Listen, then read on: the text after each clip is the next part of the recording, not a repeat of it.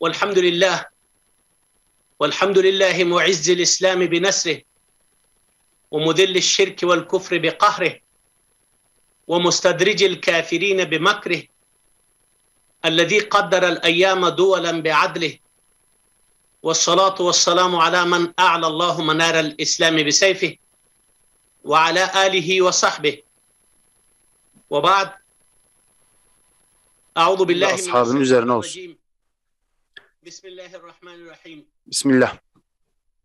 كنتم خير أمة Siz أخرجت insanlar arasından çıkarılmış تأمرون بالمعروف en hayırlı وتنهون عن ümmetsiniz. المنكر İyiliği emreder, kötülüğü صدق الله nehyedersiniz. العظيم.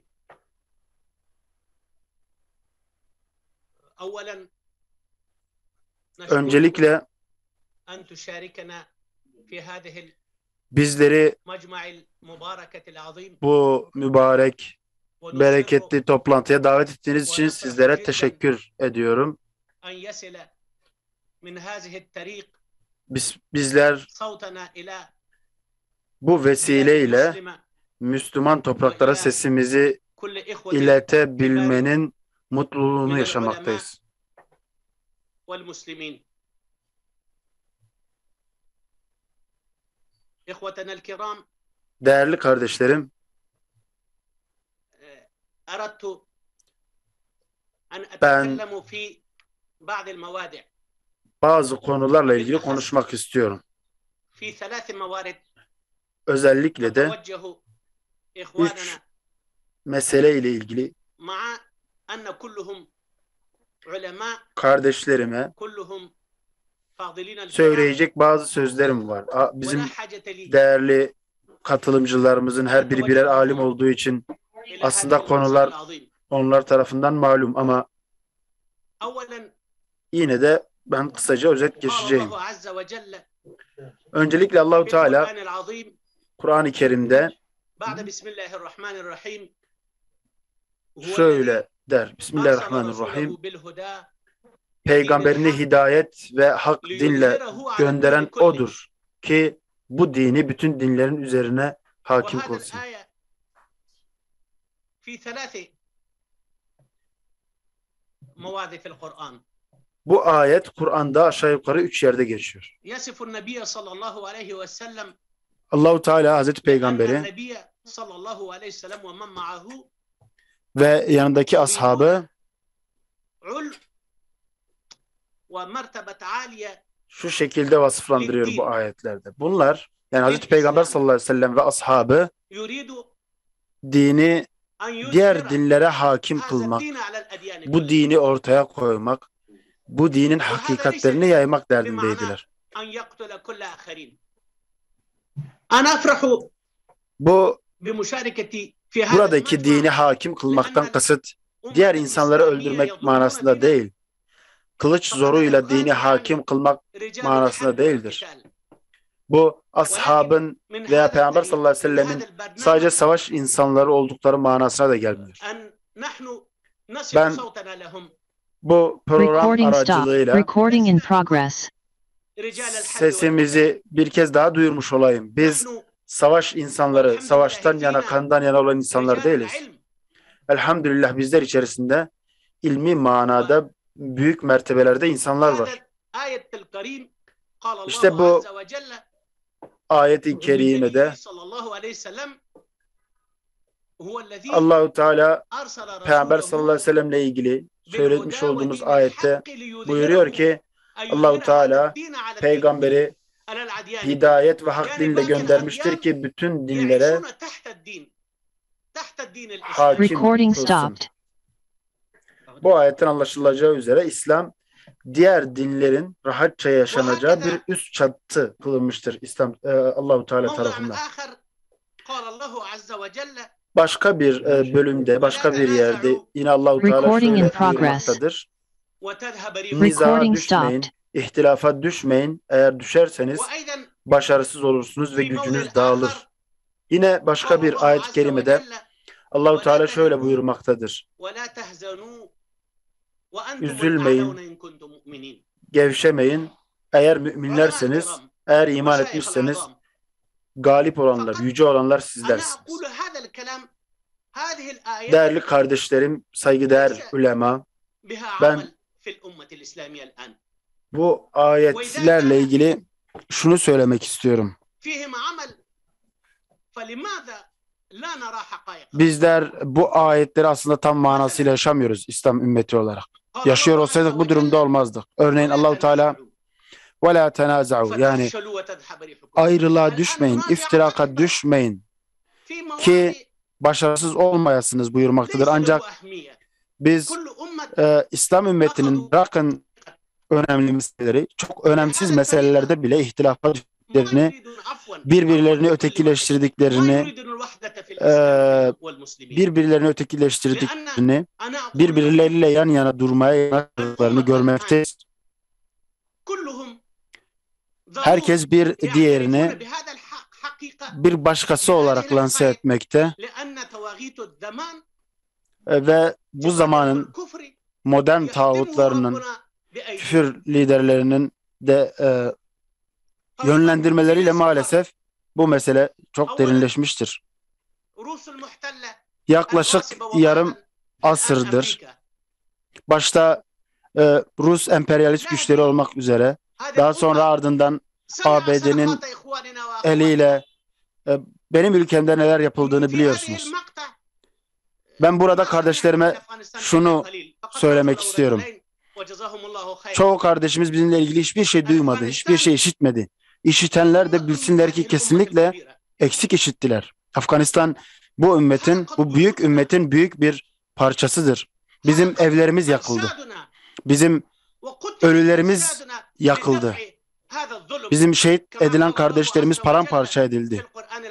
Kur'an'da da değinildiği gibi Allahu Teala'nın bazı insanları mazlumlarla def etmesi olmasaydı yeryüzünde fesat çıkardı. İbadethaneler, mescitler, kiliseler yıkılırdı. Biz de bu ayetin bir gereği olarak onlara karşı bir mücadele verdik. Ruslar, ABD sadece Afganistan'a bela olmuş emperyalist güçler değildir. Bunlar bütün ümmetin kanını emen bir vampir misalidirler. Biz burada ümmetin emniyet içerisinde, güvenlik içerisinde yaşaması adına aslında bir mücadele verdik. Ama maalesef ümmetin çoğu şu an verdiğimiz ne mücadeleye hatırlamakta ne de ülkemizin durumuyla ilgilenmekte.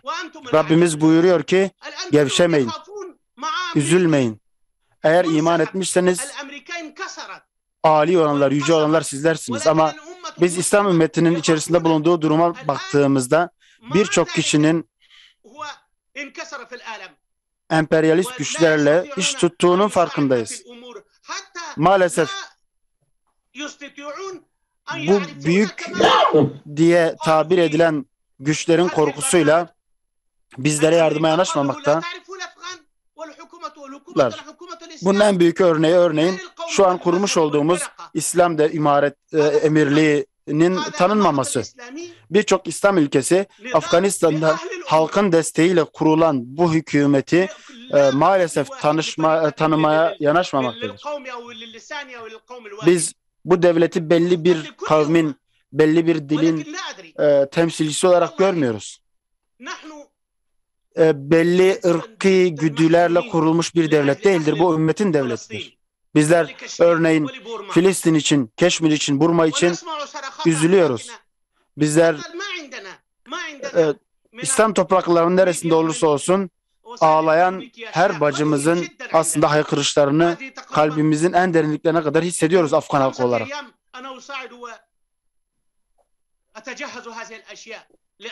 Evet. Bizler 30 yıl boyunca, 30 yıldır ya hicretteydik, ya cezaevindeydik, ya dağlarda mücadele ediyorduk. Ama elhamdülillah Rabbimize şükürler olsun.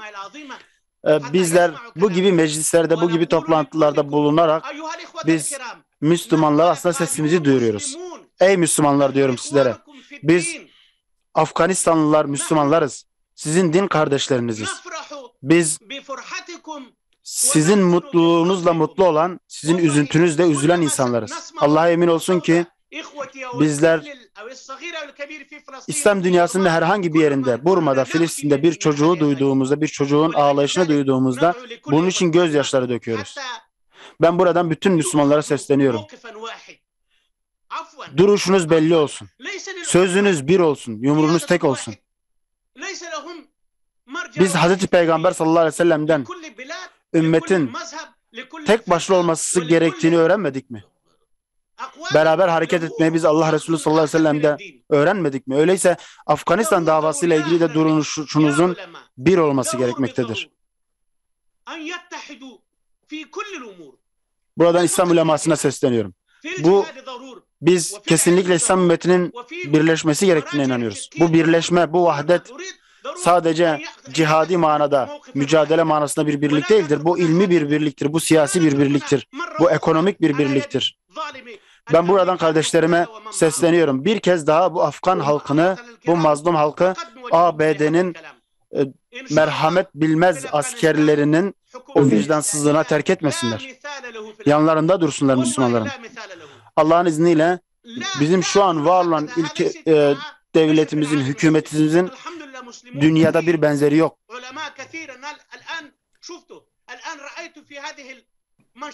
Elhamdülillah burada bu katıldığım programda ben şu an çok yüce alimlerle aynı mecliste bulunmaktayım. Ümmetin alimleri umut veriyor. Lakin bizi üzen meselelerden bir tanesi şu an ulemamız göğüslerinde taşıdıkları onca ilme rağmen İslam ahkamını rahatlıkla uygulayamıyorlar. Ey Iraklılar, ey Türkiye'liler, ey Suriyeliler, ey Suudlular, siz sesimizi duymuyor musunuz? Kardeşlerinizin haykırışlarını duymuyor musunuz? Şu an Amerika bir kez daha bizi bölmek, bir kez daha ülkelerimizi işgal etmek adına plan yapmaktadır. Ama Allah'ın izniyle bizler Allah'ın kitabı ve peygamberin sünnetini tahkimden vazgeçmeyeceğiz. Evet, elbette her ülkenin kendi kültürü, kendi hareket metodu vardır. Lakin bizler akide birliğinin, tevhid birliğinin gerektirdiği yönde hareket edip nerede olursa olsun bütün İslam topraklarındaki Müslümanları bağrımıza basıyoruz, seviyoruz. Allah'ın rahmeti ve bereketi üzerinize olsun.